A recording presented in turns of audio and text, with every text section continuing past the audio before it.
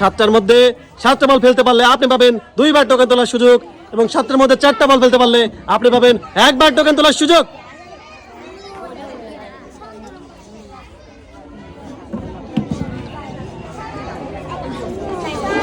এখনো কিন্তু সুযোগ আছে।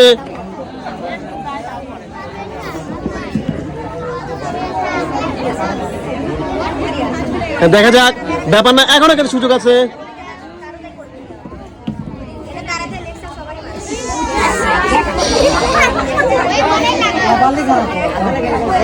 ব্যাপার না, লাস্ট পর্যন্ত দেখা যাক সে কি করে। হ্যাঁ, এখনো আরেকটা বল আছে, দেখা যাক কি হয়। যাক, শেষমেশ আপনি একটা বল ফেলতে পারছেন। চলে আসবেন সামনের দিকে এবং আপনি পাবেন শান্তনা পুরস্কার 1 পিস মগ।